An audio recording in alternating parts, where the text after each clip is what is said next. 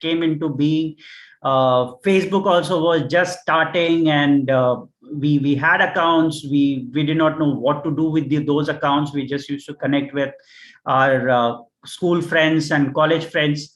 So a lot of maturity of the platforms have also happened, and along with that, brands have also matured on how exactly to use these technologies, because that's how the evolution has happened. So as marketeers, I mean, we started having websites. For any organization, just having a website which is just a face of the organization was more than enough to say we are digital.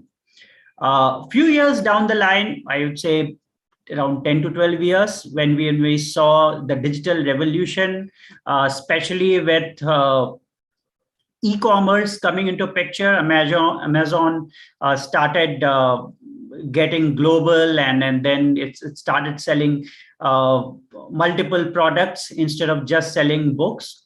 So it revolutionized the e-commerce business, and then we had Indian e-commerce industries setting up with Snapdeal. We had a lot of them, actually, Flipkart, and many players came, and some of them do not exist even now.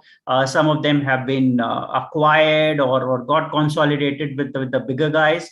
What exactly has happened is, from just the need being to have just a website to project to the audience that yes, we are online, a separate segment of business which was emerged, which was an e-commerce.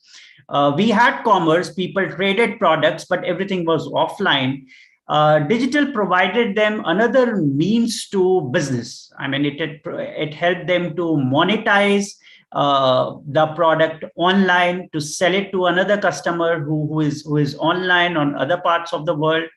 And then that's how it got started and then getting recognized. From there, if we saw we saw the advent of all the social media channels, including Facebook, Twitter, Instagram is pretty new right now, LinkedIn. So all of that, I mean, we earlier we just went to these platforms. We were trying to create our accounts. We thought, let's see, we'll connect with our school friends, we'll connect with our college friends. It was just limited to that. Facebook later introduced certain games which kept us engaged on these platforms. We used to invite our friends to play Candy Crush, and there are a lot of, I think Farmville used to be one of the games I remember almost 10, 12 years ago, which used to play on Facebook, and invite our friends to do some online farming with us. So that's how it started. From there, the needs of the brand matured. They wanted to connect to the consumer. So what happened is these platforms actually provided a means to all the brands to connect with their audience, because more and more people started getting online on Facebook or other social media channels, brands realized that these are the platforms, this is where my customer is. And they started, I would say, a concept of digital marketing started floating around. More and more brands felt the need to get online. The platforms felt the need to monetize these activities, and then earn some amount of revenue out of these activities. So they floated a lot of revenue generation ads and all of that at their end. To a brand, be it say a smaller organization or a larger organization, it was more of how to connect with my audience and how to sell my product or service, or at least tell them that yes, I am there. You can find me in this particular store or an online store and all of that. From there, we have actually matured further in the last 3 to 5 years on understanding marketing technology. So now, I mean, there's a new term. You would have seen the term called MarTech. It was must be written in my introduction, MarTech. So MarTech is nothing but marketing technology. Someone who really understands marketing technology. There are different types of marketing technology. For digital marketing alone, I would say there are over 200 plus technologies which we can learn and grow our knowledge. We may not get to use all of them on a day-to-day basis, but it's good to at least understand few of these so that we know from where certain analytics can be sourced, from where a particular information can be sourced, from where optimization can happen. So it's good to have knowledge of at least few of these technologies that can help us to further make the campaigns and the digital presence effective as such. So the evolution actually has happened from just needing a website to owning some of these marketing technologies within the firm, and that's how organizations have progressed. And why that's enough? Because it's like it's too much of information right now on digital marketing, or you can even say digital transformation. While digital transformation is more of a larger concept, inviting IT department as such, which is more of your digitalizing each of these processes within the organization. But yes, from digital marketing per se, I would say a lot already is there for all of us to learn and understand. And so let me move to the next one. So from an organization's perspective, so here we have a Dilbert ad. I just thought to take this step and present it to all of you. I'm sure you must have read this or come across this at multiple platforms. So how does it happen? I mean, how is the life of a digital marketer or a marketing manager in an organization? I would say they are the guys who are very much spread thin all around the organization. The entire organization looks up to these guys. They want these guys to be on their toes. You are always, I would say, you work in a 24/7, 365 environment, because you are the one who would be reached out by sales. You are the one who would be reached out by finance. You are the one who would be used out by your leadership teams. You are the one who would be used out by even admin teams. So you become the nerve center of the organization, and you drive entire functions within the organization and outside the organization. You become you drive the customer facing communication of the organization.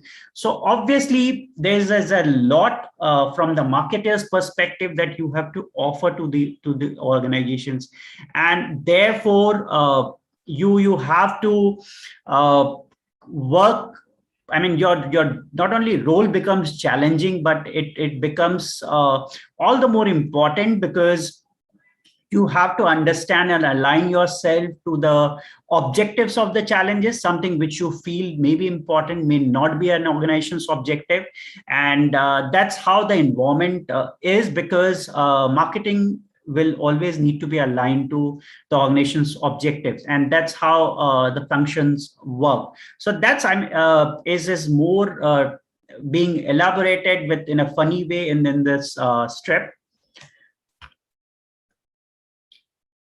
We can do the Q&A after I've completed a few more slides. So in the first couple of slides, what we just saw was the preference of consumer actually has changed. And if I look back and now, I would say today, if you see and you compare the activities that we used to do, say in 2019, just a year ago, before the advent of the pandemic. So we were all on streets. We had offline mediums to communicate with the customer. We have offline mediums to reach out to the customers. We used to conduct a lot of events offline. Everything has gone digital. So that's the kind of change that has come. Consumers now prefer to be connected or to live in a virtual world, I would say almost all of you must have a social media presence at this point in time, uh, on various other channels.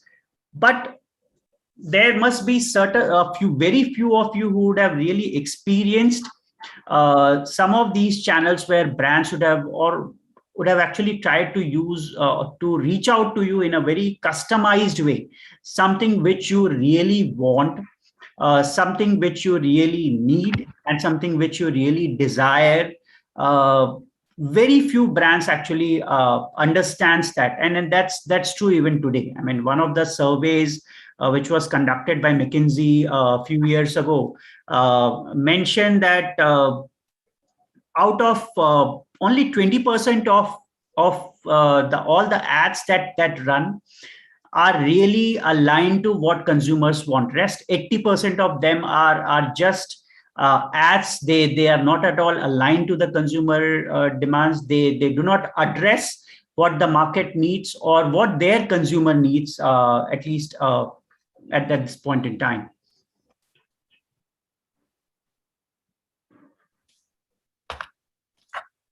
So with all the digitalization that's happening, we also have human intervention, right?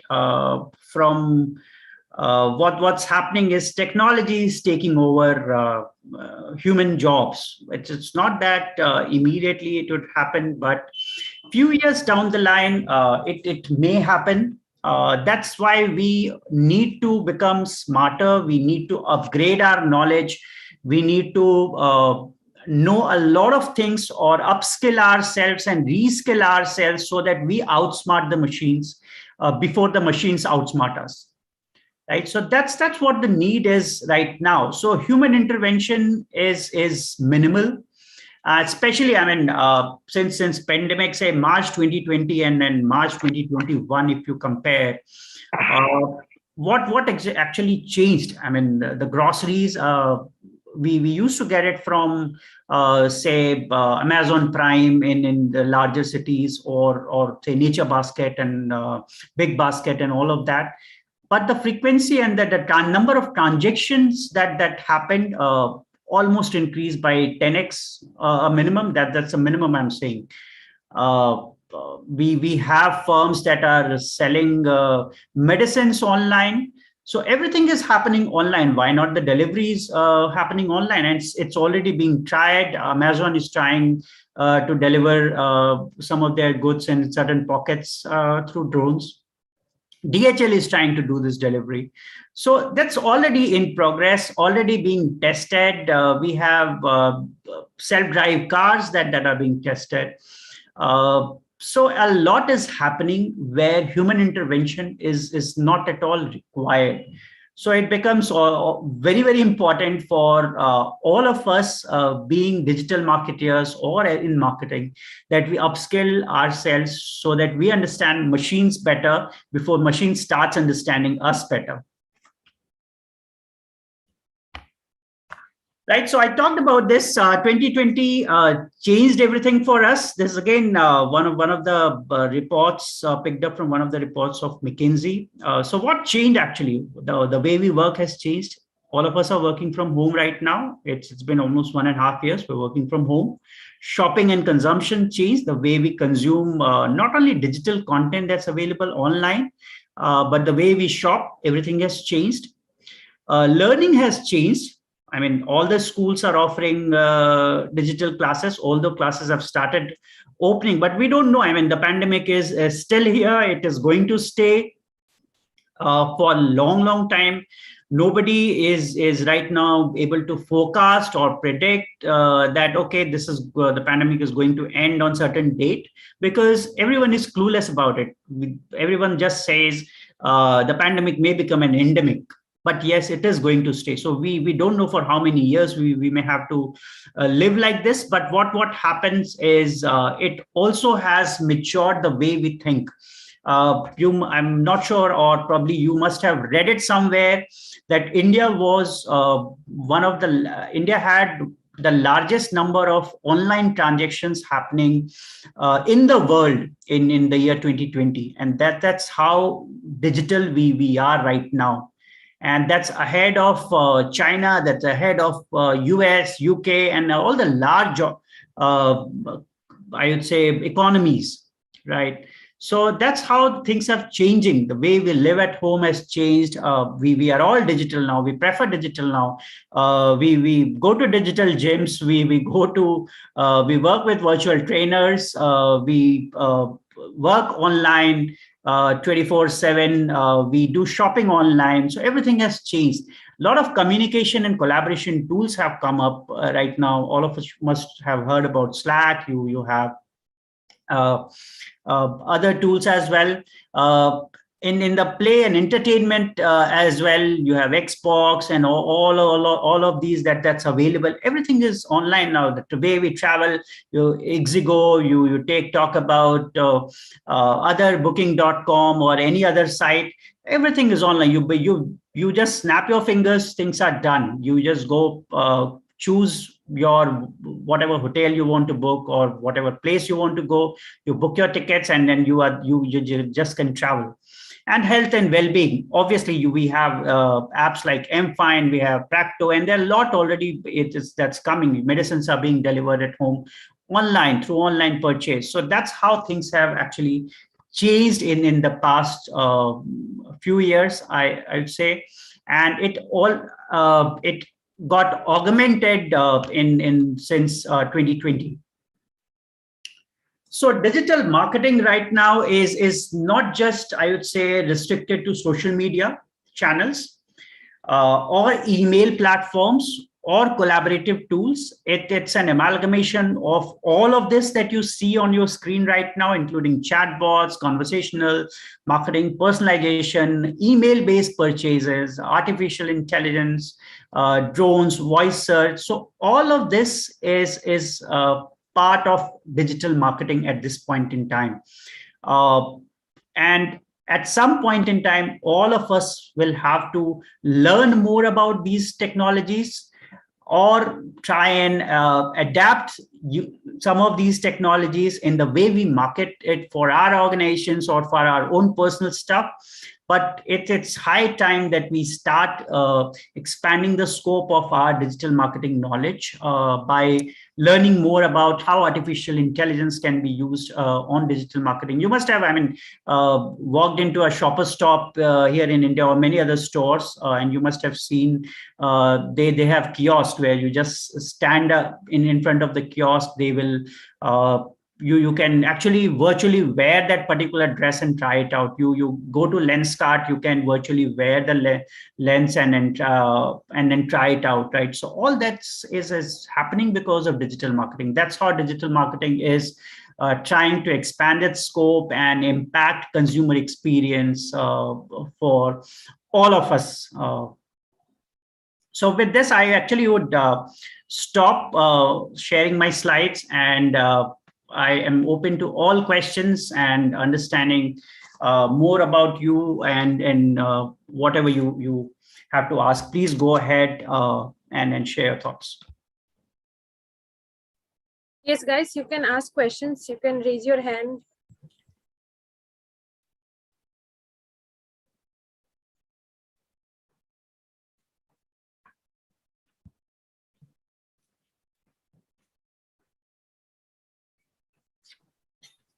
Guys, you can ask questions.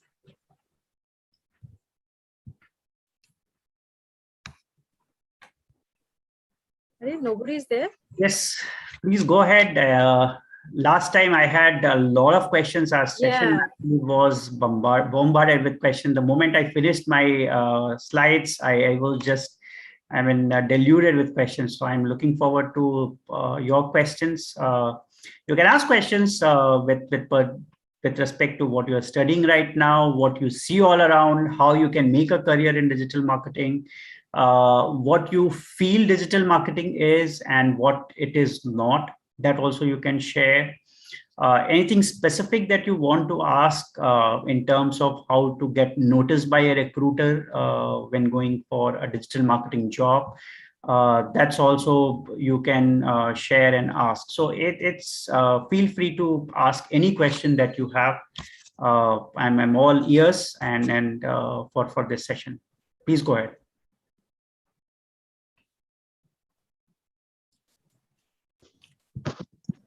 Hello. Yes, please. Hello. Good evening, sir. Good evening. Good evening. Sir, I'm completed my MBA in marketing. Okay. So, how's the digital marketing helps me to grow my career in next 5 years? Okay. So see, for MBA grads, I would say, first of all, congrats on your doing MBA in marketing. And because I myself is a marketer, so I can relate to you and how you are looking forward to make your career in digital marketing. For one of the best thing which I would say, or the first step that you already have taken is by joining a course like this, because this will actually help you and equip you with a lot of knowledge and skills, and these are I would say more industry related skill which will make you job ready. This will actually help you to perform better when you are on the job, and also help you to get your interviews cleared. So in order to say build your career in digital marketing in the next 5 years, it's important that you start working on where exactly you see yourself 5 years from now. If you want to become a digital marketing expert, then obviously, I mean, your first job may start as an executive or maybe an assistant manager or a manager, where you get the opportunity to do hands-on work within the organization. Because, and when I say hands-on, you will be expected to run email campaigns, you will be expected to write content, you will be expected to manage social media platforms, you will be expected to do website management, you will learn how to make websites also yourself. Sometimes a few organizations may expect that. You may also get a chance to see how the back end of the website looks. You may get a chance to update the content on a daily basis on some of these platforms. So that's how this entire say digital marketing spectrum would hit you once you are on the job. So it's important that you start brushing up your knowledge, try to relate what you're learning right now in terms of uh, knowledge and skills that you're acquiring as part of your management degree, and see how you can use this in your job. So if you have a specific interest, because see, digital marketing as a career has various other modes. And when I say modes, it means you have different areas wherein you can get into after this course. So one is, say, you can get into the content part, there is you can get into the search engine optimization or search engine marketing, you can get into campaign management, you can get into performance marketing, you can get into social media management, or you can get into only website management. So there are different facets of digital marketing. It's I would say not unlikely, but most cases you will end up starting in a role which is highly specialized and which will require you to do one specific job. But as you grow, you will get understanding and skills of other spectrums of digital marketing. So say if someone is an SEO guy, so it may not be right for him to say, I am specialized in SEO, so I don't want to learn about how to do content marketing. Because as an SEO, if you don't know what to write in a content or what kind of content would work, you would not be able to effectively manage campaigns, because obviously you would want to do an end-to-end activity, understand the content, understand your organization's business. Otherwise you will end up being say a half-hearted digital marketer. So it's important you understand these technologies, you identify where exactly you are heading, what area you want to specialize in. But yes, it's important that you also brush up your knowledge and keep yourself aware about all the sections of digital marketing, so that 5 years down the line, you become a one complete package and an SME, a subject matter expert in digital marketing. And people start listening to you and people start helping you, especially your leadership in the organization starts to listen to you, and they start believing in your capabilities of driving the digital marketing function within the organization. Okay, sir. Thank you, sir. And sir, I have one another question. Sure. What is the difference between digital marketing and performance marketing? Okay. See, performance marketing is I would say a part of digital marketing, because right now, if you see, a lot of jobs on performance marketing, growth marketing is being published. So what happens is, as I said in my presentation, organizations right now are investing a lot, and especially since the pandemic, everything is digital, right? So the consumers are digital, so organizations are digital right now. They're spending a lot of money. Since offline activities are not happening, they want to engage a lot and use some of these money investments that they would have otherwise made on an event or any other offline activity into digital. So now, since the engagement is digital, organizations want more and more outcome focused marketing. And when I say outcome, it means how digital marketing can actually help generate revenue.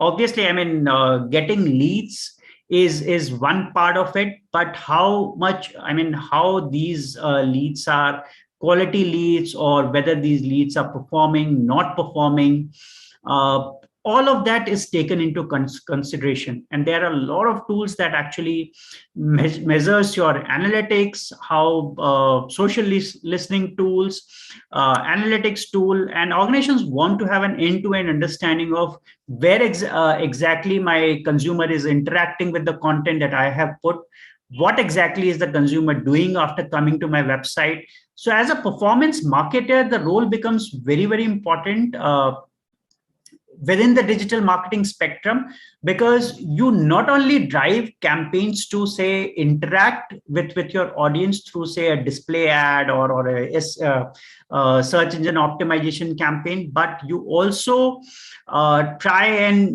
drive performance of those ads by optimizing the content, by optimizing the landing page, by increasing the conversion ratios on your landing page, by making sure that more and more right set of audience comes and interacts with the content that you have published out there for them to consume. For these performance marketers, it becomes extremely important to generate leads that would really help the organization to convert into business. So that's what the role of performance marketer is. They I would say they play a very critical role in say further adding to the lead bucket or lead funnel of the organization, which the sales looks up to most of the times. Okay, sir. Thank you, sir. Got it, sir. Sure. Thank you. I think next question you can take from Deepak. He raised his hand. Yes, go ahead, Deepak.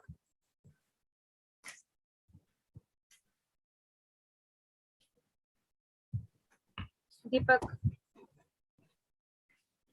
Yeah, I see two hands raised, Deepak and Samant. Please go ahead. You can hear me? Yes, I can. Sir, I am basically from engineering background. Okay. I used to work as a technical sales engineer for a dealership which sold cold storage units. Okay. My question is, going forward, how are the engineering companies, or be it the manufacturing companies, or be it the automobile engineers industry, they're primarily based on require engineering knowledge, how are they adapting? How are they, including the digital marketeers into their into their scheme of things? And considering I have 3 years of experience in traditional marketing, so Okay. considering that after completing this course, how would that help me going forward to get into that industry better? Or how are these companies adapting, including digital marketeers in their scheme of things? Sure. So, first of all, thank you for that question. That's very important, especially in these times, because what's happening right now is, as I said earlier, you have the consumer who is online, right, most of the time. And if you see or some of these ads that you would have seen earlier on TV, right now most of these automotive or engineering companies are engaging, and a few of these you can just go online and check, including General Electric, GE. You can go and check about BMW, you can check Ford, you can check Mahindra even did a launch of their XUV 700 just a few weeks ago, or maybe just 10 days ago or something.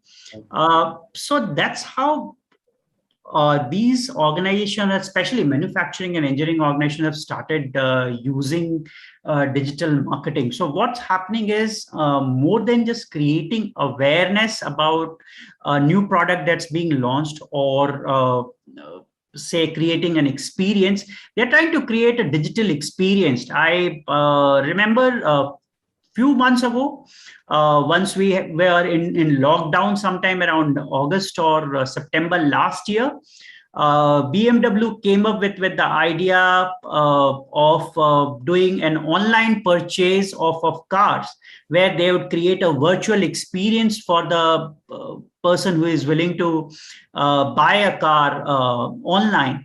So that's everything is being given to the audience or to the consumer as per their need. The cars are being delivered to your house. You go, you do a test ride, and then pay the money online, and then it's being delivered. So there are a lot of things that the marketeers within these organizations are trying to think and trying to introduce a lot of best practices in digital marketing to increase their influence on consumers. You have, just not about, say, putting up ads which shows that which is more of, say, brand awareness. It's becoming from moving from brand awareness to engaging with the consumers. How can I increase my influence and thought process, or influence the thought process of my consumer? How can I help him know more about my product or my service online? So what's happening is, although it may seem like, because some of these products are very, very sophisticated, to a layman it may not be easy to understand or to relate how to, say, pick up a product like a car or a truck, and then market it to an audience who is sitting on the other side and looking at his mobile phone. But it's more from that. It's how these brands can engage with the consumer, how they can make them provide that kind of virtual experience, maybe through AI or maybe through virtual reality. And that's why I said the scope of digital marketing is very, very broad right now. It's not just restricted to a few social media platforms or your email campaigns and website. It's extremely broad. A lot of technologies which are now complementary to digital marketing and playing a huge role for organizations of all sizes to integrate. And then this also has helped like marketers like you and me to further, say, expand our knowledge, skill ourselves, understand how the business works. Because whenever you are, say, trying to go for a particular job in a particular industry, it's important that how they do the campaigns or how they run their marketing, or how the business is oriented in that particular industry. You need to understand that, and unless you understand that, you won't be able to deliver results. So, and before delivering results, you need to prove yourself during an interview. So the technical recruiter or your line manager who would probably come and speak to you during interviews, you need to prove to him that yes, you understand this industry. You understand how a particular ad is being run by a company, or how that this ad, or what has happened in the past 6 months that their marketing team has done. It's being published. You have read about it, and you have better ideas to say further improve the effectiveness and the performance of those activities which the team is currently doing. This is one way wherein you can influence the thought process of your hiring manager, and it will really help you to go and sail through in your interviews. I hope I was able to explain to you better. Right, sir. Yeah, I got a broad idea. Sure. Thank you. So, so another question, I think, shall we take from chat? Yes, please go ahead. Yes.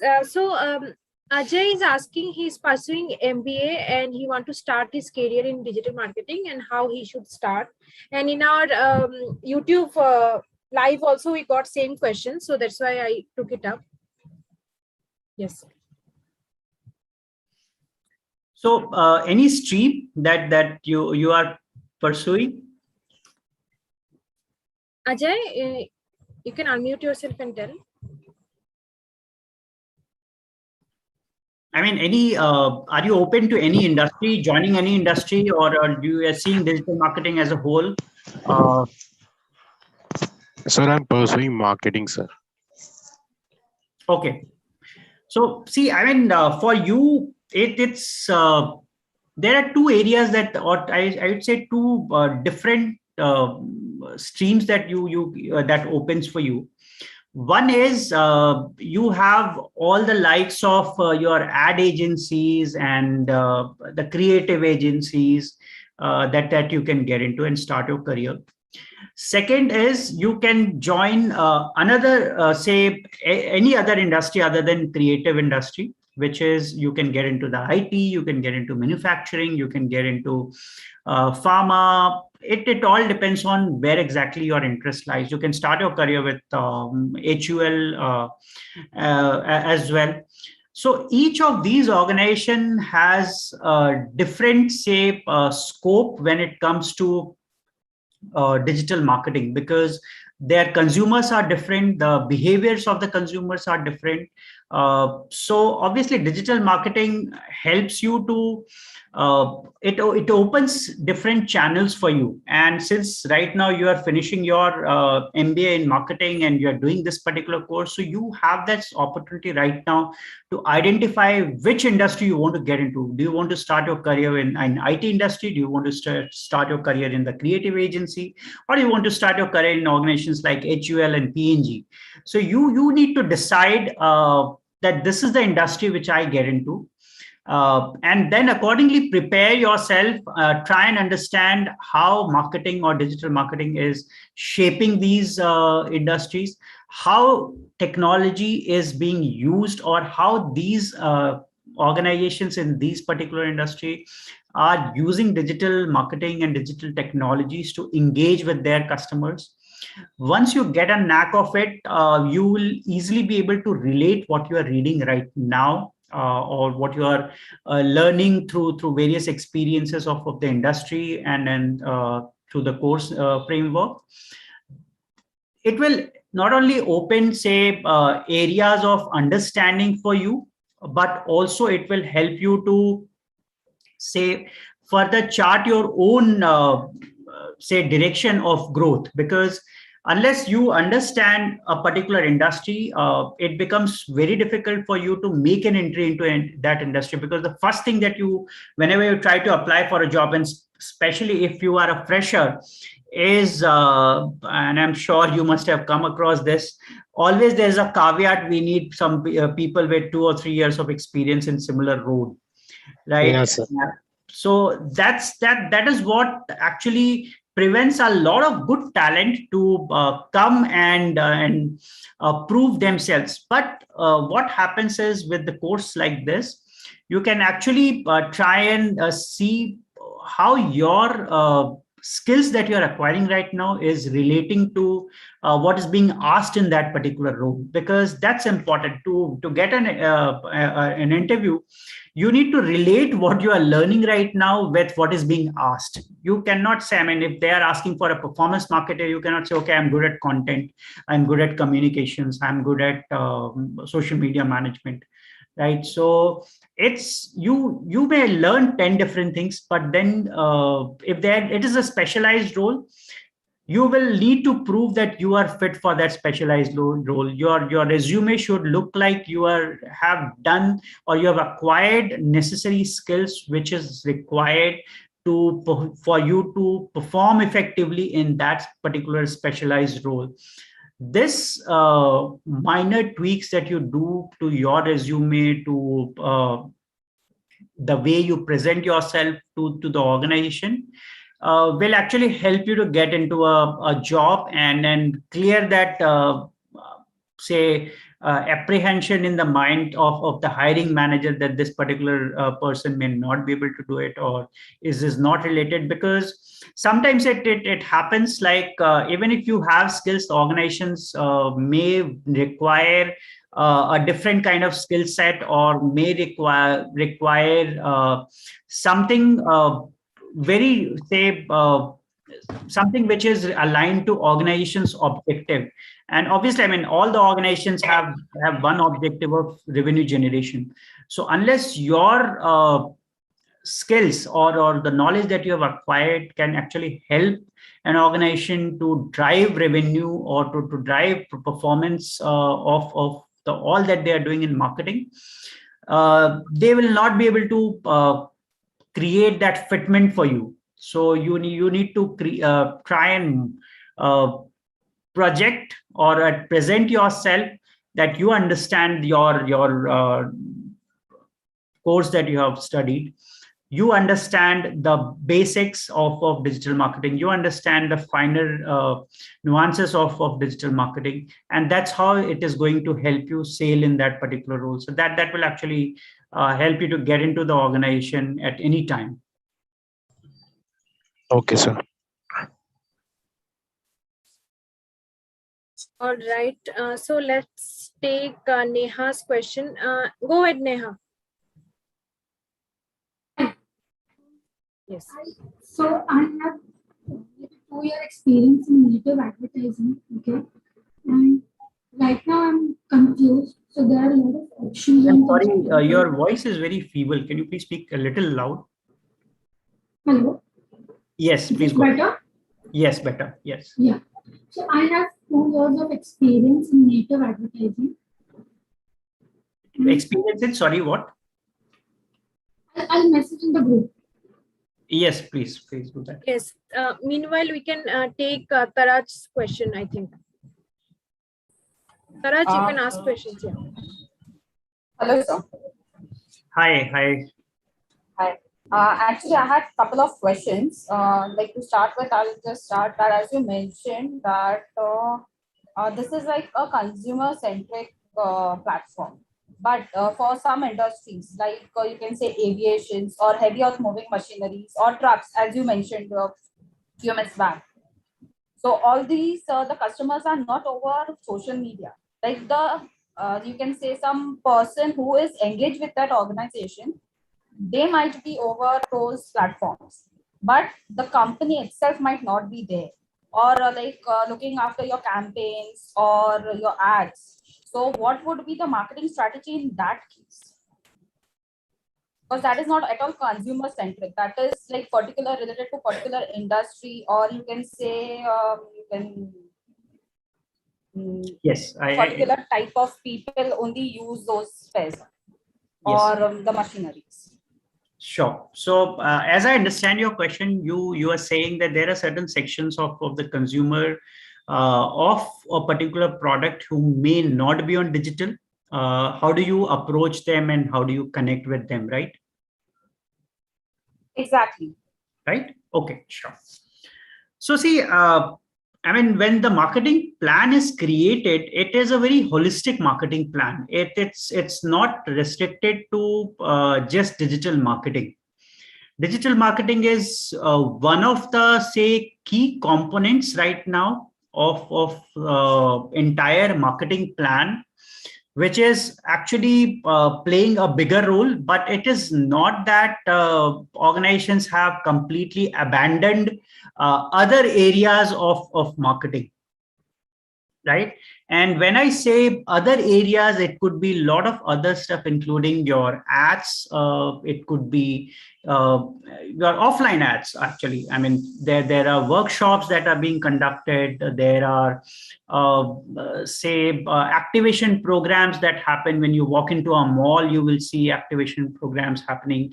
Someone will just walk up to you and then say, okay, would you want to try out this? Or if it's like a food product, they will ask, okay, we have come up with this particular chips or a cookie, and try this out and let us know. When you're shopping in say a hyper smart or something, someone will just walk up to you into the aisle and offer you these products. So it's not say just this marketing is a very broad has a very broad scope. It's not restricted to digital marketing.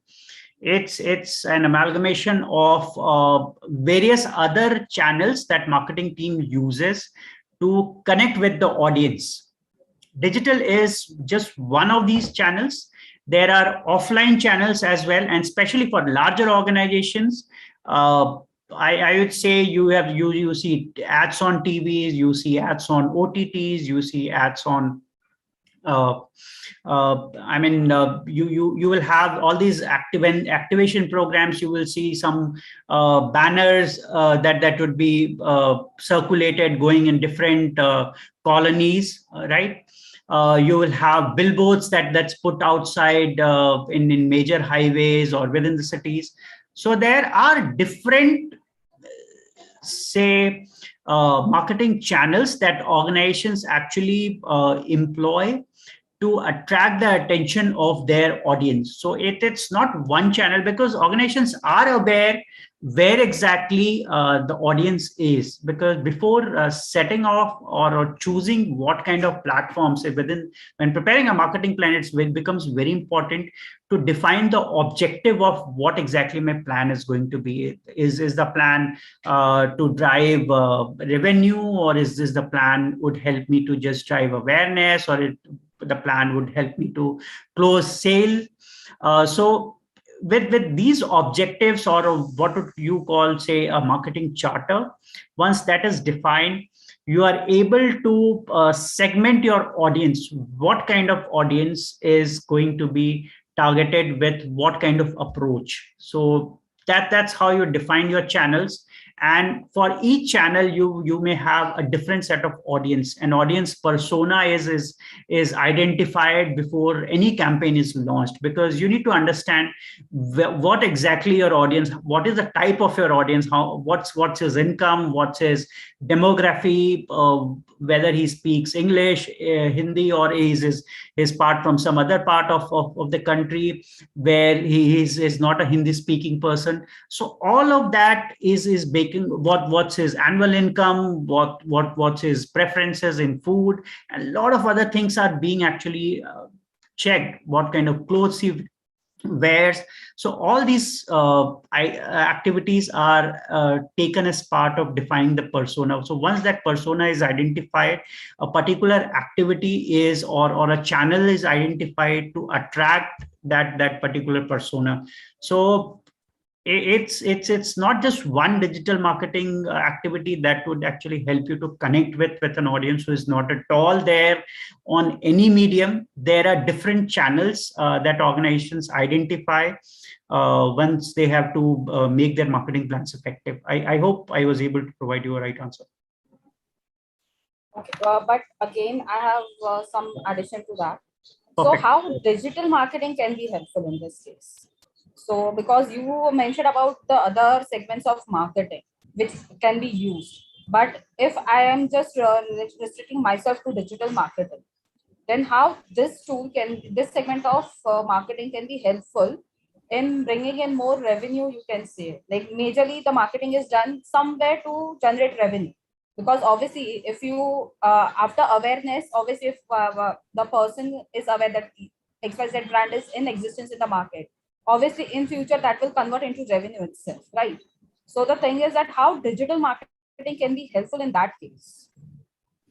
See, digital marketing is a complementary channel to all the offline channels. Okay, and that's why it has gained importance within the organization in the past few years, especially in then say past 8 to 10 years. Almost every organization is digital right now. The first thing that they do is set up a website, set up channels on social media, and then start doing SEO and SEM. Why exactly it's happening is because it has provided them a lot of scope to reach out to various consumers or consumer types actually. So what happens here, when it comes to making a purchase, whether it's say at an organization level or at a personal level, there's not only one person who is involved. There are different set of people. There are sometimes it could be a very complex set of people who are involved in making a purchase, especially in an organization setup. Sometimes it could be, for a smaller organization, it could be say 3 or 4 people who actually jointly make a decision. So it's when you look at the consumer journey or the consumer decision making journey, you have influencers who will actually influence the decision maker. You have a decision maker, you have a gatekeeper. I'm sure, I mean, some of you or most of you, if you had done MBA in marketing, you would have read about some of these things. So there are different profiles that are involved in making decisions for the organizations.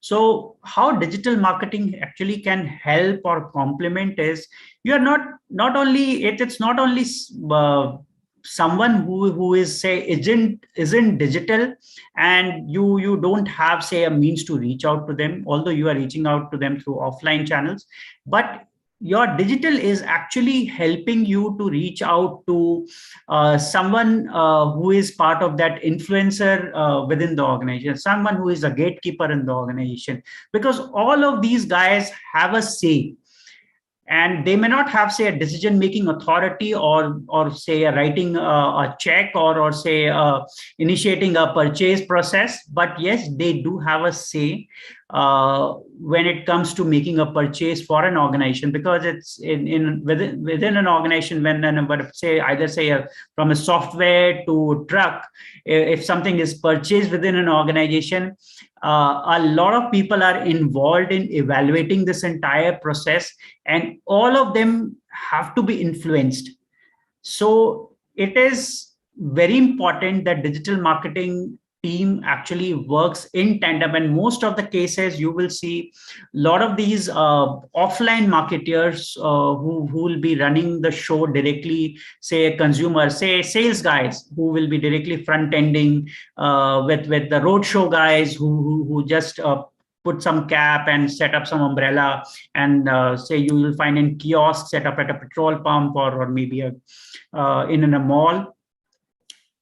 It's your digital, they will also reach out to you as digital marketers, because they want to influence that thought process, because see, they're not only reaching out to those consumers who are not part of digital, but it's like a chain. You are adding value to that entire chain of people who are involved in the decision making process, and you are complementary to the offline activities that are being done in the market or in the decision making. So digital marketing plays a very, very important role, even in organizations that has consumers who doesn't have a digital presence. And at least in this at this point in time, because see, one thing that it's important for you to understand is it's not only about showing certain ads on say YouTube, or showing certain, running an email campaign, or maybe a Gmail or something. It could be as easy as an SMS that you would receive, or it could be as easy as showing an ad which running an interactive ad that the person walks into some gas station and sees there's some interactive ad there happening. Or it could be as say maybe connecting with the audience with a RFID tag. You put your phone there, you click the picture, and then you are able to see the ad. There are ads coming on newspapers where they ask you to just show your camera. You will start seeing the ad on your phone. So there are various technologies that are being involved, and as digital marketers, it becomes very important for you to use the technology in the right way to connect with the audience who is not online, who are offline, but you will have to innovatively think and employ means so that you can reach out to them and effectively influence their thoughts as well. That sounds good. And I had one more question. You mentioned sometime back that like while you're attending some interviews or something like that, you have to prepare yourself with some past surveys, ads, or campaigns of the organization which you're giving interview for. Yes. So if it is on Instagram or Facebook, how to search that? Because those are paid campaigns. So once they expire or once they put off the campaign, how to like find out some past surveys or campaigns which were placed by some XYZ organization? Okay. See, I mean, it's very easy. Actually, there are a lot of tools. Most organizations have these campaigns running perpetually.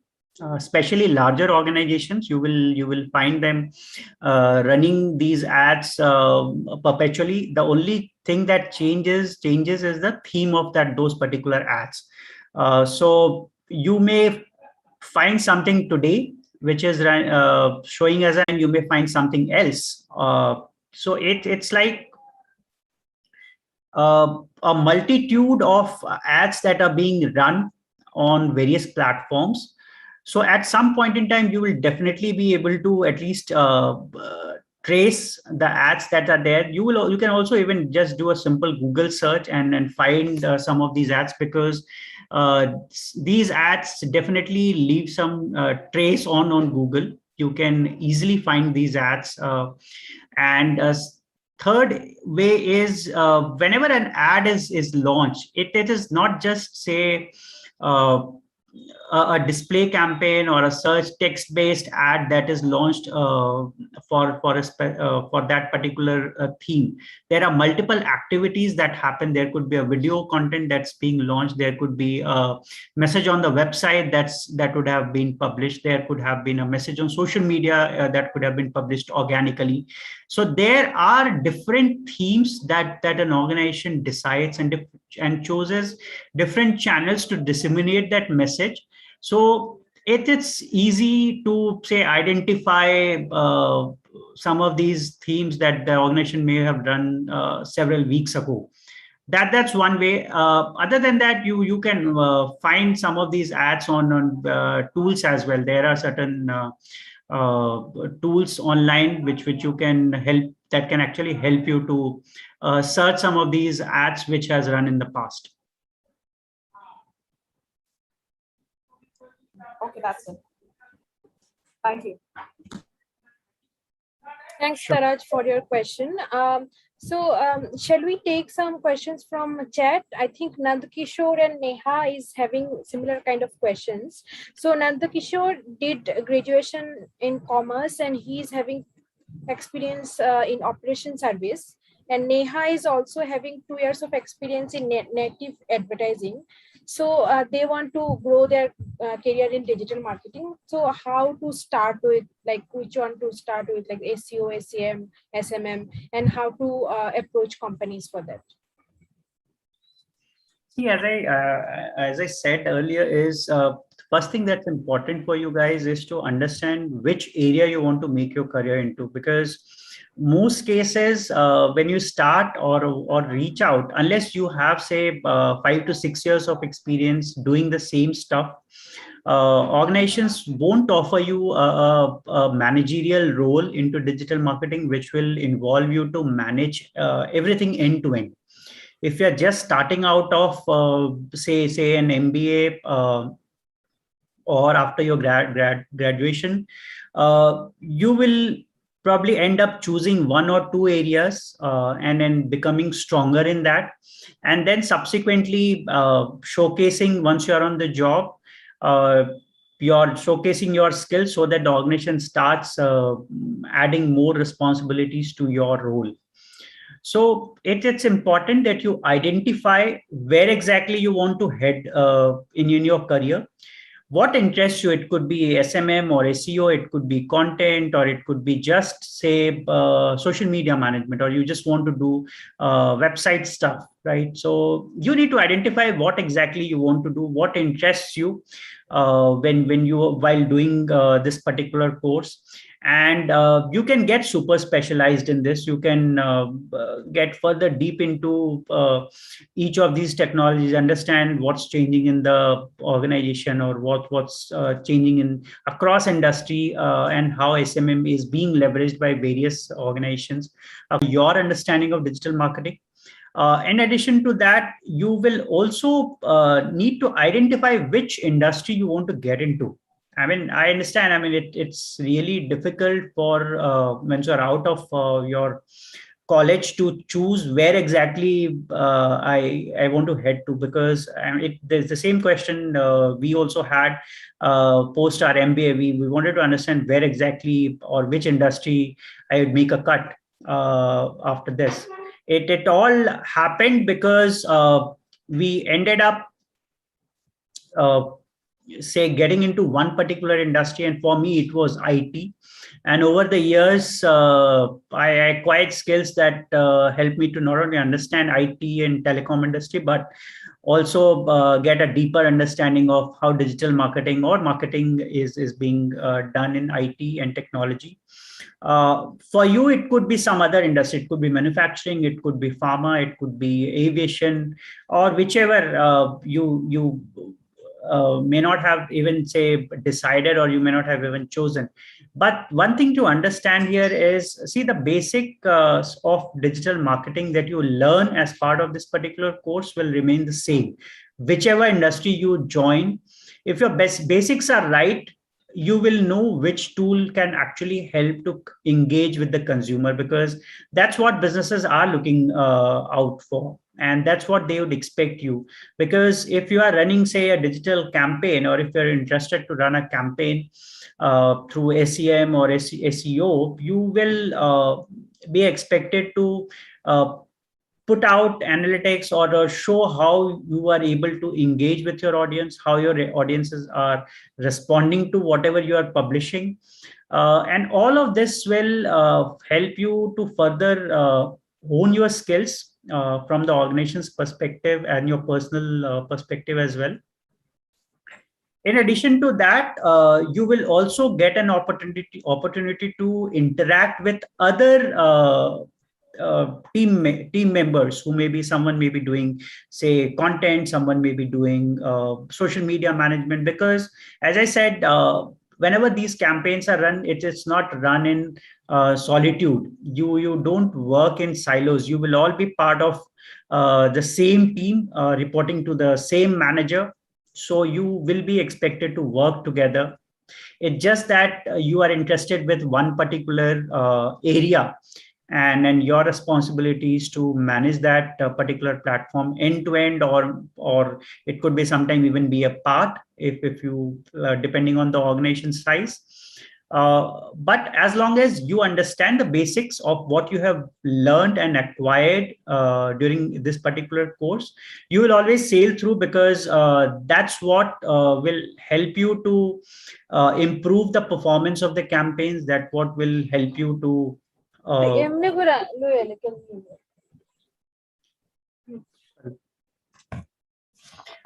one more thing which I also want to mention here is, once part of the organization, you will have a lot of on-the-job learning, because what you may do, say 20 different things at this point in time, to understand all the technologies, to learn more about the technologies through various channels, through online and offline.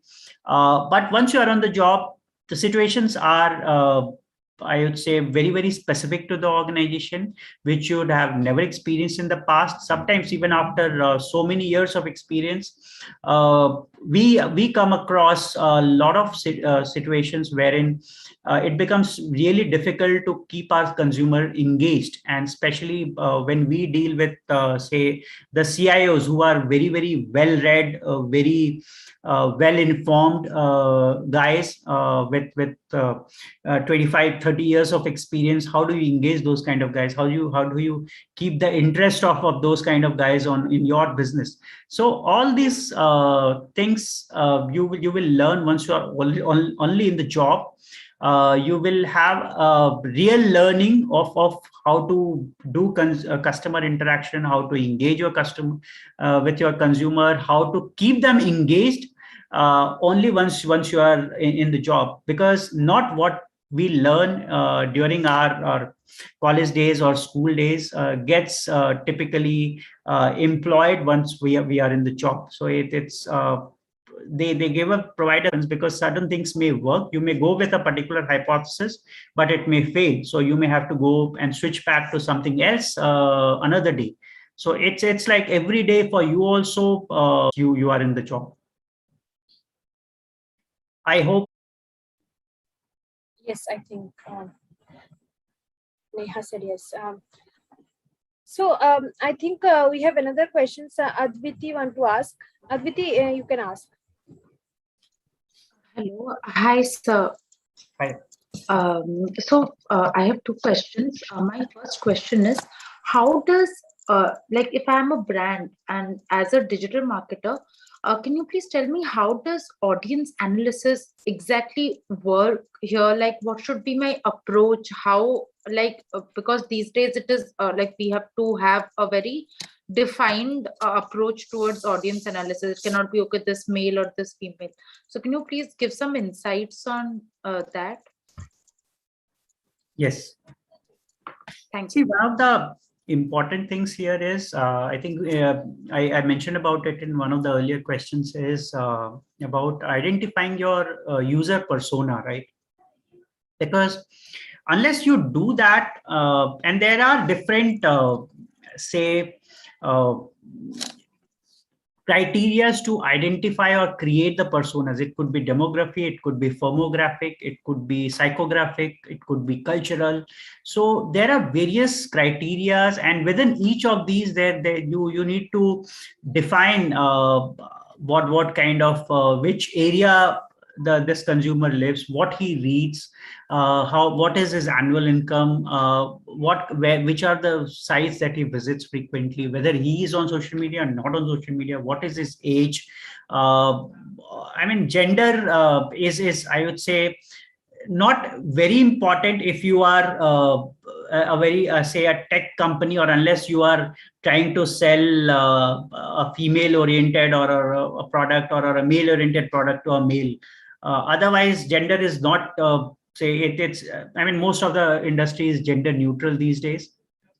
So unless you identify the user personas that you are going to target, it is a little difficult for you to run campaigns, because once you understand, then if you know, okay, these are the, say, for example, if I am targeting, say, a CIO or a CEO, so I know, okay, a CEO will go to, say, these 5-6 kind of sites, including, say, they will go to, say, McKinsey, or they will go to, say, BCG, or they will read, say, a Forbes or a Fortune kind of magazine, or they may even go to ndtv.com, or say republic.world.com.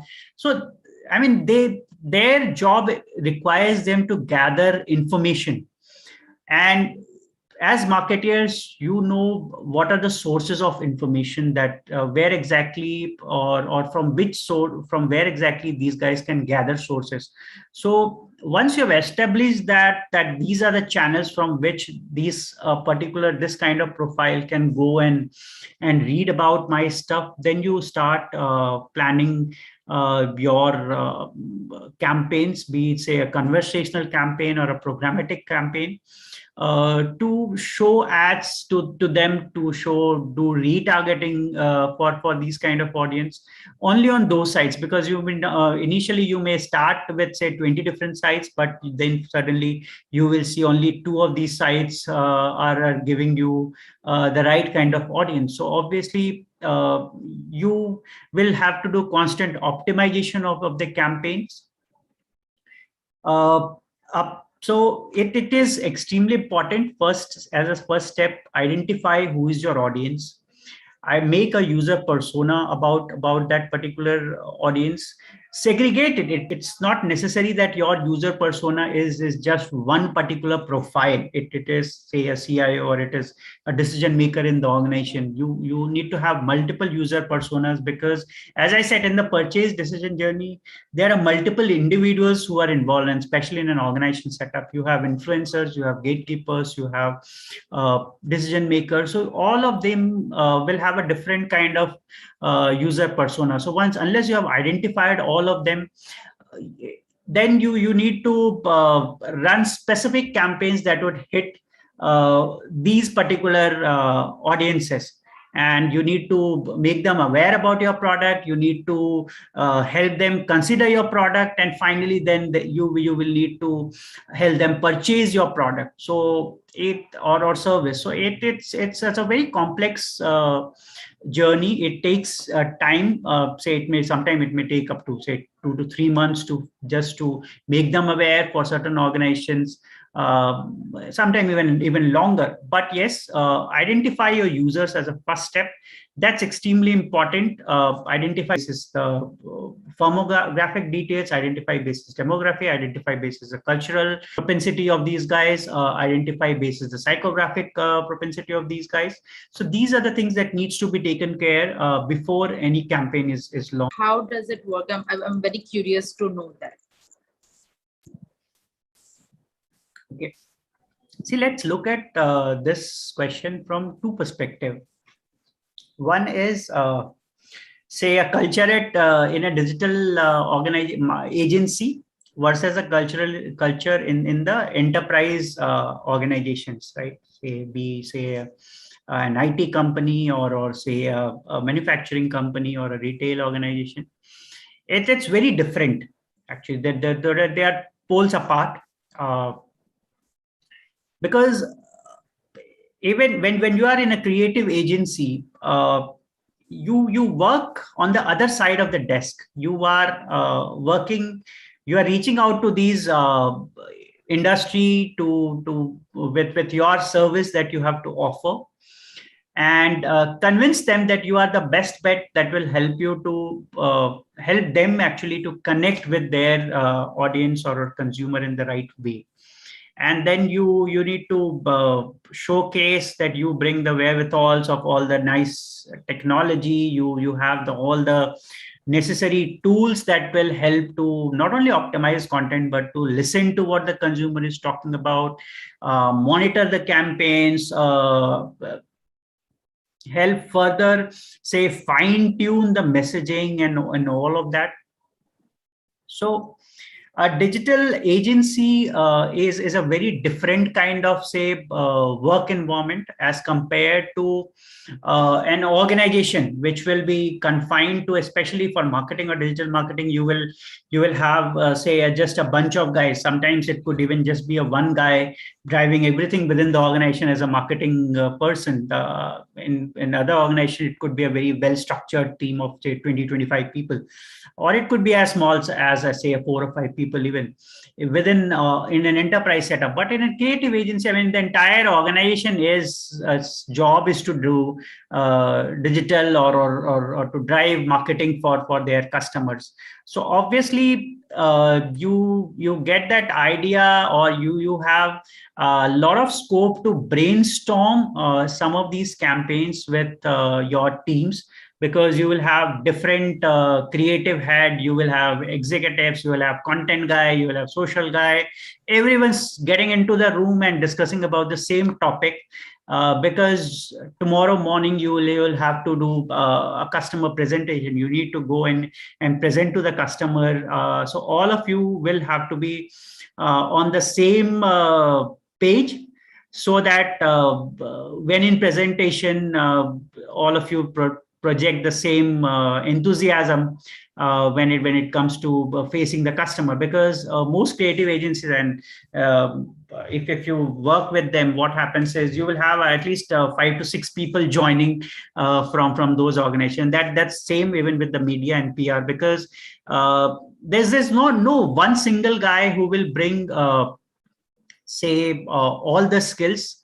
You right from, say, creative heads to their CEOs, to you will have all the even junior folks joining in, because want to pick up what the customer is talking about, what the customer wants, and then go back to the drawing board, and each of them will be required to present certain ideas, the better, and I mean, present the next presentation to your customer.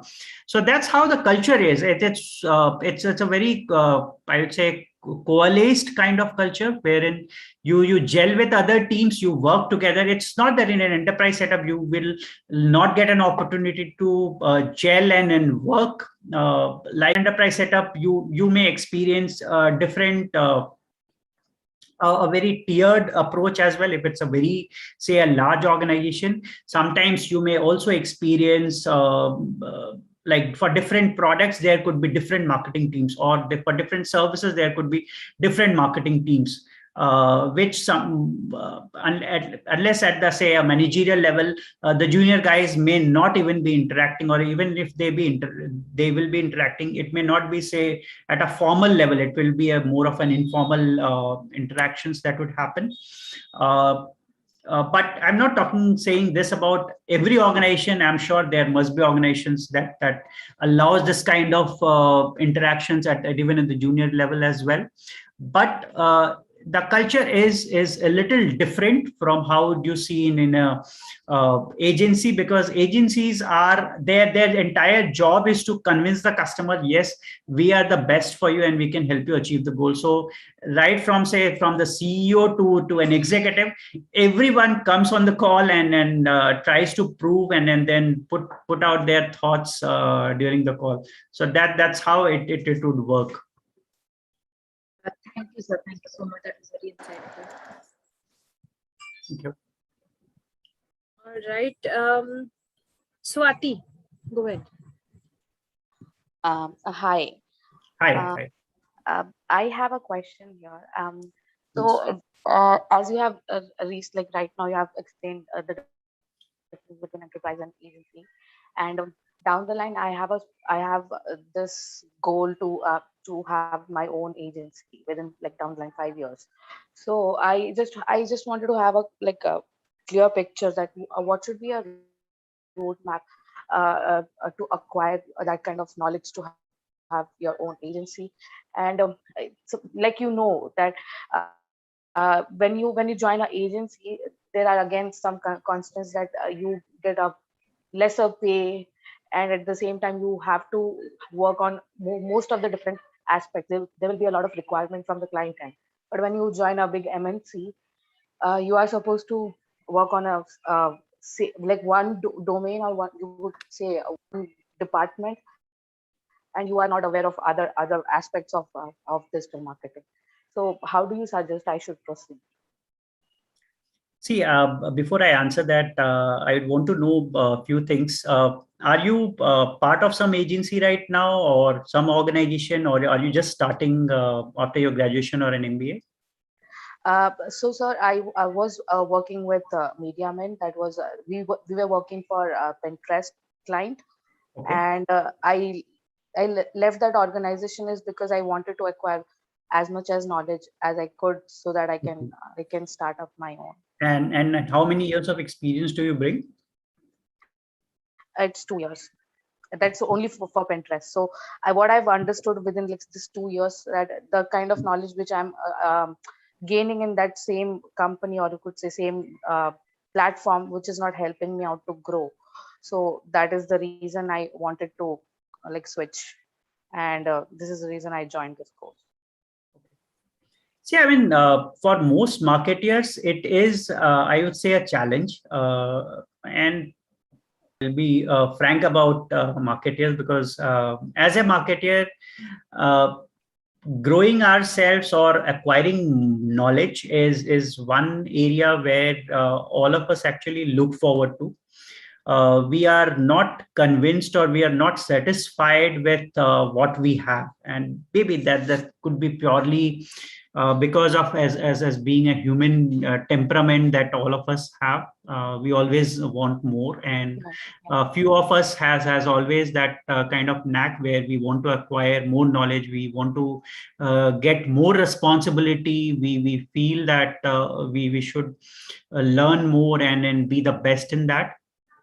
So having said all of this, if you are, say, starting, or if you want to start, say, your own agency 5 years down the line. So as I said,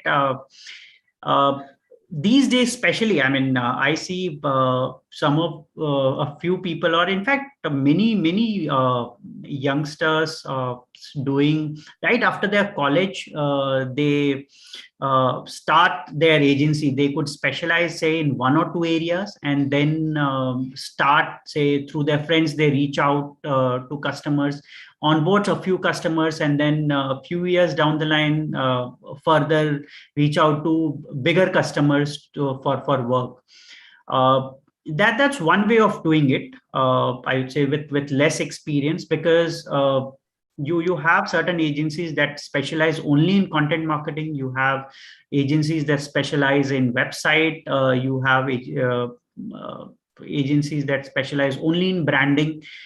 So there are very specific agencies as well, and then there are broad spectrum agencies with a broader portfolio as well, wherein they will have a lot of things to offer when they talk to their customers. So you need to understand, and you need to think what kind of agency that you want to become. If you want to become a very broad range agency, then try and see or acquire understanding of each of these areas. Obviously, sometimes it is very difficult as an individual for all of us to bring say all the skills that are required to help a customer. So we need certain experts, or someone who brings some larger experience than us, or someone who has more years of experience in certain areas than what we bring in customer interaction. So it's important that we engage with those guys and onboard them as part of our team. That's when you hire certain experts for certain things, and project as one organization. So one of the important things that you do is you can start, say, your career right now with some agency.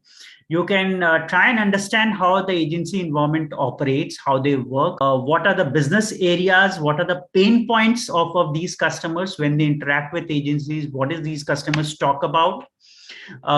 Each customer will give you another, I mean, some different knowledge altogether. You once you interact with customers, you will always find there is a different pain point for each of these customers.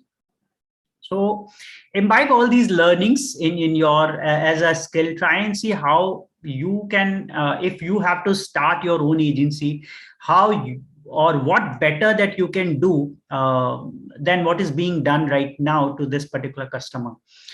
Develop your relationships with those guys, build your relationships with marketing guys, so that they are able to your organization a few years down the line, and because they are the ones who would be giving you business. So that's how it works. You need to build that channel, you need to build that knowledge, you need to acquire skills, you need to source external skills as well sometimes, so that you become a complete package for the organization to hire you as an agency. So my suggestion is, if you are looking for starting your agency, try and building some of these. Identify, work for some agency which wherein you feel that this agency will help you to acquire majority of the areas, and I mean majority of the skills. They are a very broad spectrum organization. They have enough team members to help you in the learning process. Spend some time, learn the culture, learn the kind of presentation pulse, and then you can take this call, whether you want to continue with the same organization or you want to start. Build up your own channels, establish your own rapport with your customers, so that once you start your organization, your customer is willing to give you some part of the work into your agency. Okay.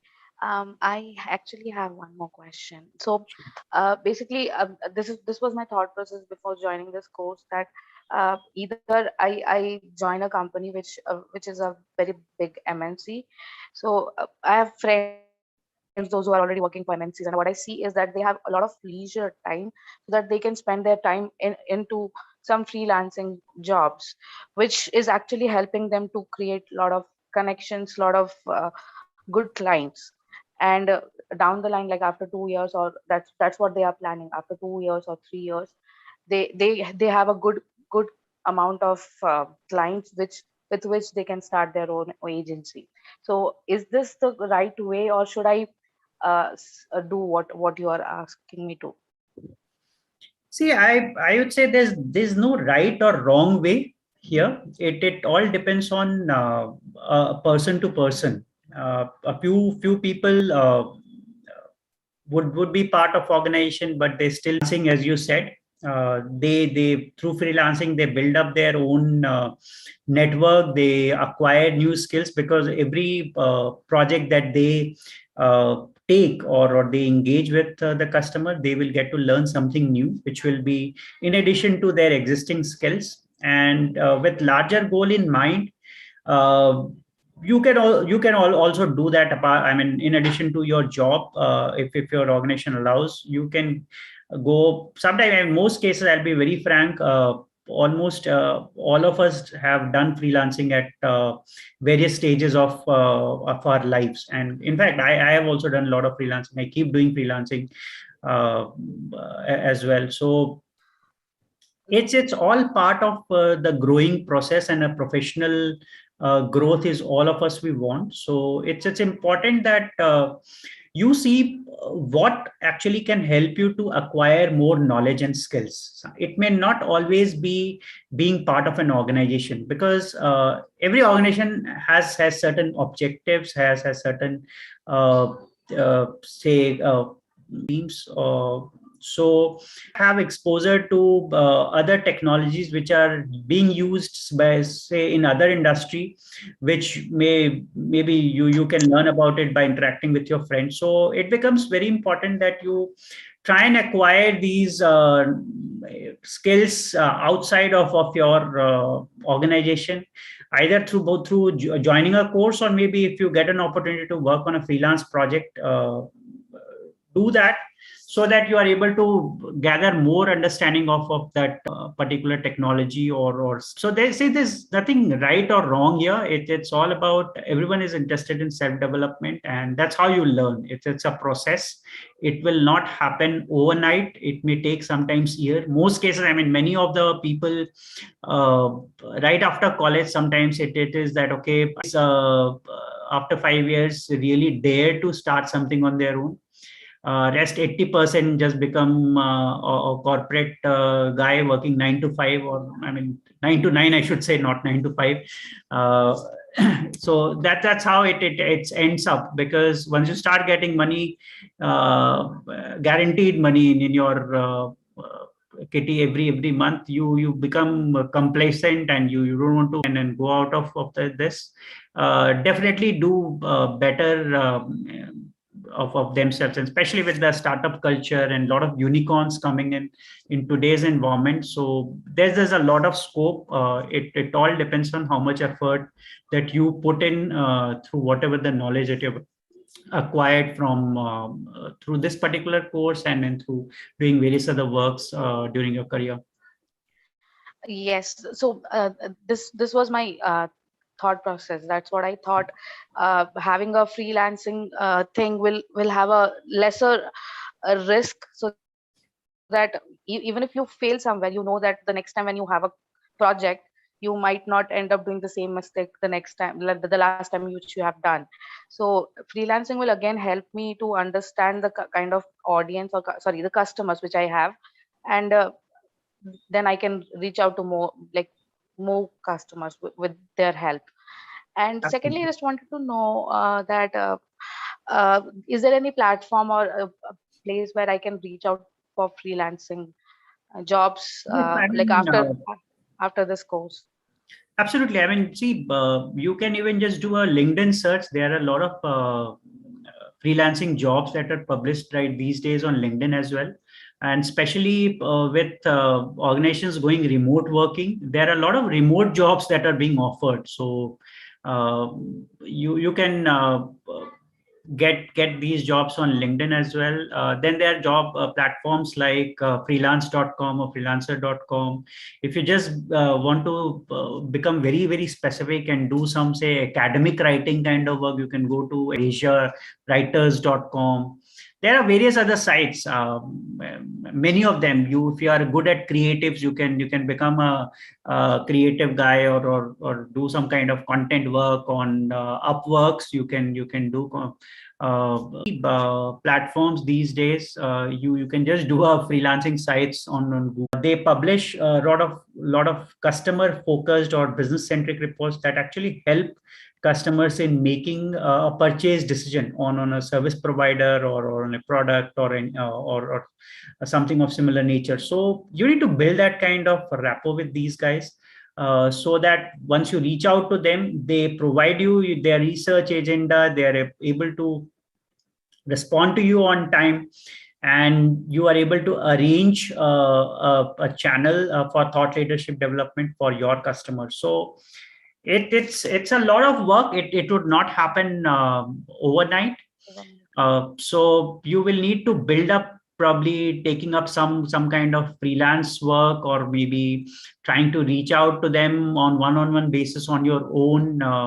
Talk to them, try and understand you. Maybe you can start with, say, smaller agencies. I would say, when I say smaller, I mean smaller research firms or smaller consulting firms, building your channels from them, because it's again, it's an industry. Some few people, someone who works in this particular organization may move to some other organization, which may be a larger organization few years down the line. So obviously that's how you build your channel, and that's how you need to work and become a full end-to-end PR. Right. And then there is digital PR as well. So obviously you need to integrate what you do in digital with your PR, because a lot of organizations would ask you to do digital PR as well. So see, everything is very much interconnected in the marketing world. You cannot ignore one or the other function. Sometimes, as I said, you may not have all the necessary skills to bring to the table, but there are always specific skills available in the market, which you can either onboard through your friend or through your relationships with someone, or just say an acquaintance, or maybe you can work with someone on a commission basis, or maybe a fee basis, or maybe you can hire someone depending on the need of the engagement. So that's how it is built. Sir, Thank you so much. okay. I'm sorry to interrupt. I just wanted to add something to Swati's question. How, apart from freelancing, how does the client acquisition work for a digital marketing agency? Can you give some insight on that also? Sure. Thank you. See, for an agency, obviously, I mean, as marketers, we keep receiving, say, multiple emails, frankly speaking, and also people reach out to us on LinkedIn. Every day, I would say at least 10 or 15 guys ping me on LinkedIn who are part of certain agency. Either it's a content agency or an AI based tool, or they have a chat bot, or they have something that's very different on lead management or demand generation, some platform someone has to offer, so they reach out to marketers. And I'm pretty sure that's the same case with almost all marketing guys in the industry, and especially if you have certain years of experience. So obviously, and they know you are heading the organization, so obviously you keep getting these. So first important thing is you need to identify who's the guy who can drive or who can influence the decision within the organization. So once you have identified that guy, LinkedIn is the best tool for you to approach them personally and professionally. Try to build your relationship by not only just dropping a note. I would say, I mean, most cases, frankly speaking, out of 9 out of 10 guys don't get a response from me. Why? Because it's like, see, I need to understand. One thing as marketers that we forget is the consumer on the other side is a human being, right? We can't just be forcing information or on him. Although it's good, he will come to know something about me, or but it at the end of the day, the need may not be immediate, right? So what happens is, and then most marketers, because of their role and the nature of their job, they have prioritized things basis what the organization is demanding. It's not that they are trying to buy, or they will have calls with almost all the agencies that email to them. So they look for differentiating factors between one agency and the other agency. They have already been working with, say, 10 different agencies for specific jobs, and most marketers spread their basket eggs in different baskets. They don't work with just one particular agency to do everything, because that's like you are establishing a monopoly for that organization, and sometimes you may end up not getting a good job done. So it's important that you give a specific task what the agency is doing, is very good at doing, than giving them everything to one agency. So we hire multiple agencies. So unless we see some kind of differentiating factor or something which would, say, resonate with our organization goal, and how you can actually read through it is by seeing what the organization is doing right now.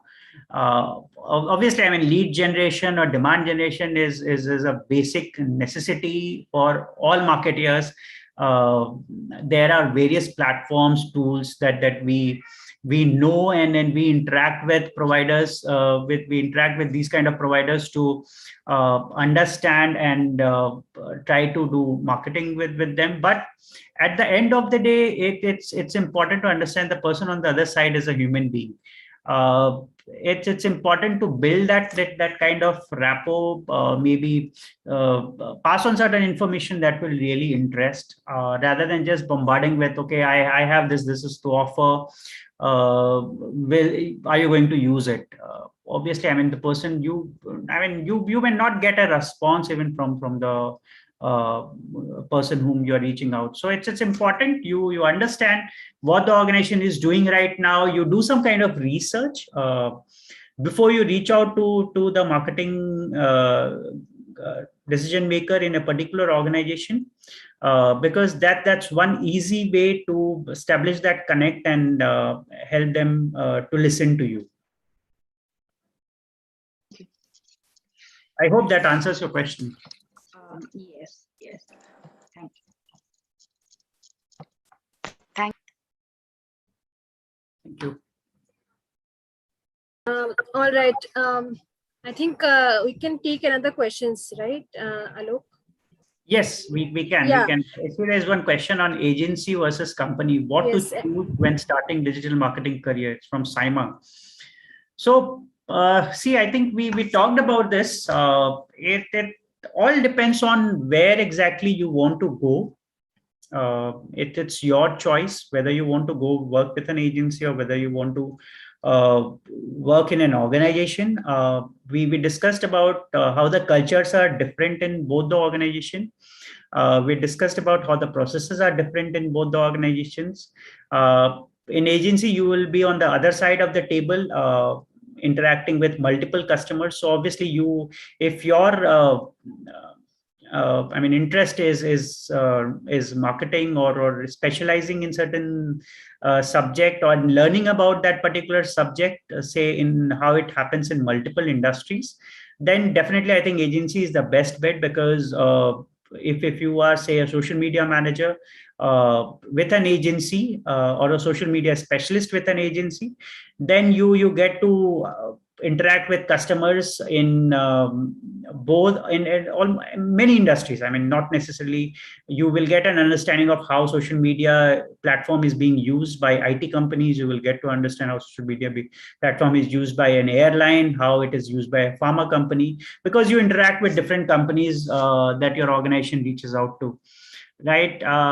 While in an organization setup, it is although I mean you may not say have exposure to what's happening in an intricate way in different industries, but you will just get a superficial knowledge. Okay, this is the ad that, say, an airline is running.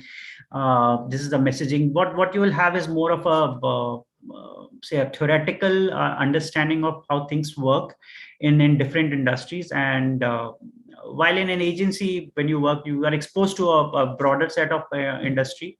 In a company, you are more confined to the goals of the organization. Both the roles are challenging, both the roles are interesting. Both the roles have their own career path. It's not that I would say one role is better than the other. Both of them, who have their own career path. There are different perks within the organization that you will have to see and then grow. Unless you are, say, part of very large agencies, say a Leo Burnett or a McCann Erickson. Other smaller agencies will have their own style of working. Once you're in an organization in a particular industry, so you always have that opportunity to move from, say, one IT company to a larger IT company, or say other smaller startup, or say another tech company. So within the industry, it's I would say intra company move in the same industry is easy when you're part of the company. Once you're part of the agency, unless you bring that, say, very specialized skills, or you acquire that, because one more thing which I want to mention is in some of these organizations also look for people who have media experience, or people who come from an agency background, because they specialize in certain skill sets which someone who is working in an organization may not have. So it's important. I mean, if you work for a few years in an agency, and then if you want to do a corporate job, you're always welcome. I have seen a lot of journalists who join organizations as part of the corporate communication or an internal communication team. because they are very good at writing. So most of them get hired as an internal com or a corporate corp com part of a corp com team. So that's how it is. It all depends on individual, and it's I would say organization agnostic actually.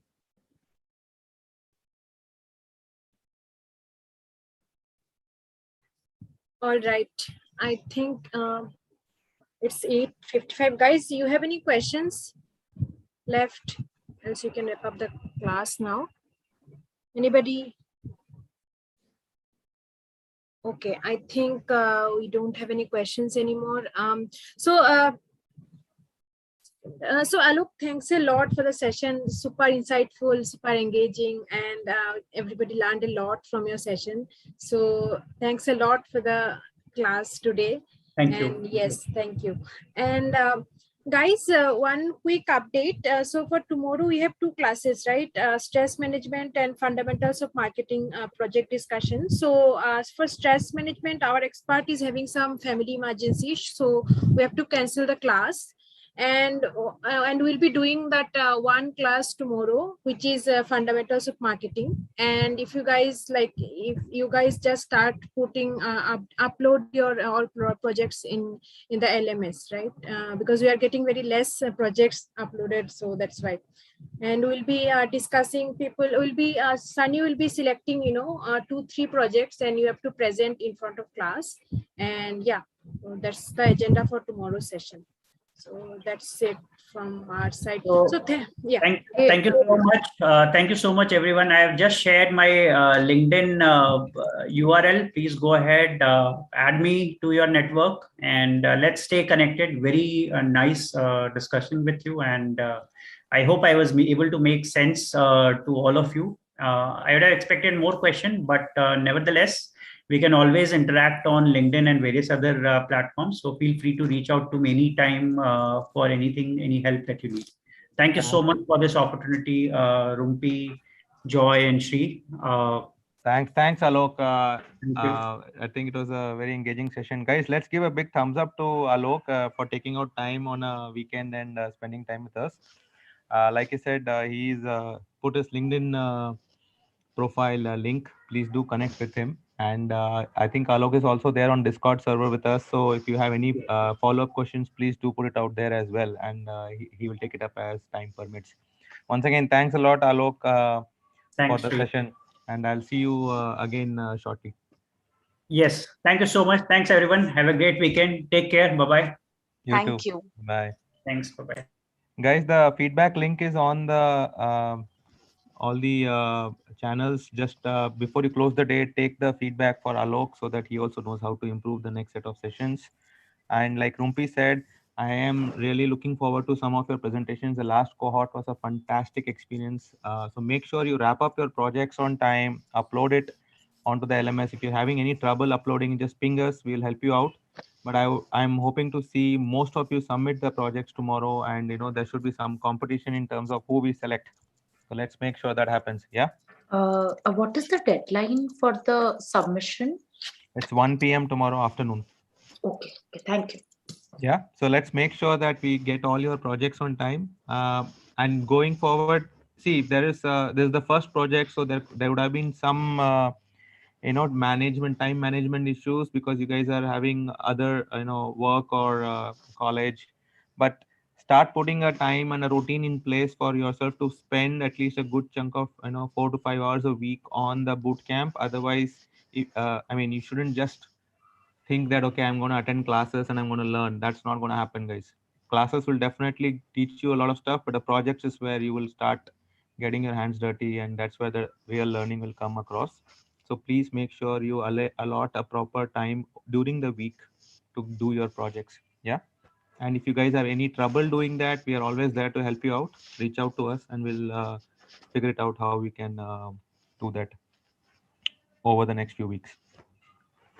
All right. So unlike last thing is, like I said, unfortunately, we had to cancel the class tomorrow. We will let you know when the rescheduled classes. There's some emergency on the expert side. Unavoidable. We just got to know about that. Apologies for that. But we will have the 4 p.m. class tomorrow as scheduled with Sunny. Okay, so I'll see you guys tomorrow. And like a broken record,